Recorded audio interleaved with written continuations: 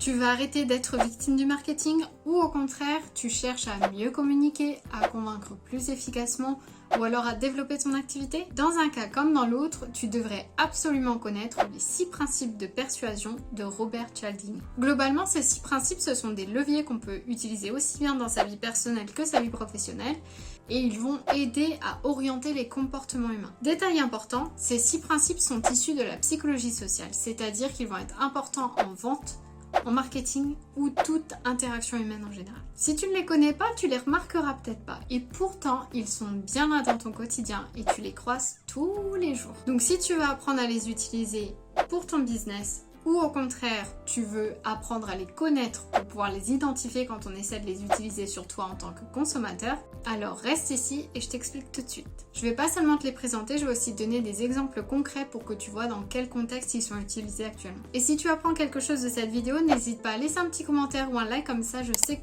ce genre de contenu te plaît et ça me permet de planifier mes thématiques de contenu un petit peu à l'avance aussi. Si ça t'aide, c'est gagné. Donc merci à toi si tu laisses un petit mot de ton passage. On va commencer avec le principe numéro 1, la réciprocité. Les humains ont tendance à se sentir obligés de rendre l'appareil. Je suis sûre et certaine que tu as déjà été invité à dîner ou alors que tu as reçu un compliment. Eh bien, à toi de me confirmer, mais il y a de grandes chances que tu aies soit invité ces personnes à dîner en retour chez toi, soit aussitôt répliqué avec un autre compliment pour la personne qui t'a complimenté. Alors, dans le mille ou pas? Eh bien, c'est la même chose qui va s'appliquer en business. On va généralement t'offrir un échantillon gratuit pour t'inciter à l'achat. Principe numéro 2, l'engagement et la cohérence. Quand on se lance en quelque chose, on a tendance à vouloir honorer ses engagements et à rester cohérent avec nos actions passées. Par exemple, on va te dire « Ah, tu peux télécharger ce e-book gratuitement si tu me donnes ton email. » Ok, je donne mon email. Une fois que tu as donné ton adresse email, tu es plus enclin à recevoir ces emails. Une fois que tu commences à recevoir les emails, tu seras plus enclin à cliquer sur un bouton de ces emails, souvent pour te vendre un produit ou un service. Bref, dans ce principe, on va chercher à faire entrer la personne dans un processus de cohérence. C'est-à-dire qu'on va lui faire franchir des étapes de plus en plus grosses avec pour objectif d'augmenter le taux de conversion à chaque étape de l'expérience utilisateur. Principe numéro 3, les preuves sociales.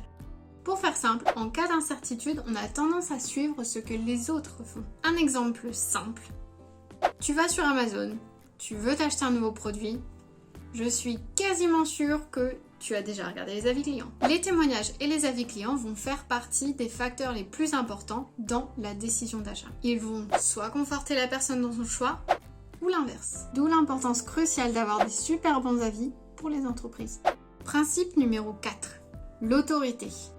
Tout simplement, on fait confiance aux experts. On a tendance à préférer vouloir suivre les conseils et recommandations de personnes qu'on considère comme figures d'autorité. Tout simplement parce qu'on les considère théoriquement comme plus légitimes qu'une simple personne lambda. Regardez les publicités de dentifrice à la télé, il y a très souvent un dentiste en blouse blanche qui est quelque part là-dedans. Donc si tu souhaites donner plus de crédibilité à ta marque, pense à notamment introduire une figure d'autorité ou un expert dans ton secteur et ton domaine. Alors oui, ça peut être des avis, des citations ou des interventions d'experts, mais ça peut aussi bien être des certifications reconnues ou alors des collaborations avec des institutions qui sont respectées. Principe numéro 5, la sympathie. Essentiellement, on est plus facilement convaincu par quelqu'un qu'on apprécie. Donc si par exemple tu rentres dans un magasin et que tu as un bon feeling avec le vendeur ou la vendeuse, tu seras plus réceptif à l'idée d'acheter quelque chose. Alors attention, c'est quand même bien plus que d'être simplement souriant, disponible et aimable. Dans ces cas-là, tu vas devoir vraiment créer un lien émotionnel avec tes interlocuteurs. Comme par exemple avec un point commun ou une bonne anecdote, mais c'est aussi dans ces cas-là que le storytelling entre en jeu. Et encore plus quand il s'agit de créer un lien émotionnel avec une marque plutôt qu'une personne.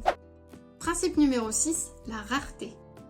Quand quelque chose est limité, ça devient tout de suite plus précieux à nos yeux. Donc pour créer de la rareté, tu peux soit créer une limite de temps ou alors une limite de quantité. Dans les deux cas, ton produit va être considéré comme rare et exclusif. Donc des situations comme ça va créer un sentiment d'urgence. On se dit qu'il faut prendre une décision tout de suite maintenant, parce que sinon, on va manquer une opportunité de dingue. Donc ce principe-là va créer une accélération du processus de décision et donc réduire la phase qu'on laisse généralement à la réflexion. Donc moins de barrières à la vente. Et du coup, ça va engendrer beaucoup plus d'achats impulsif.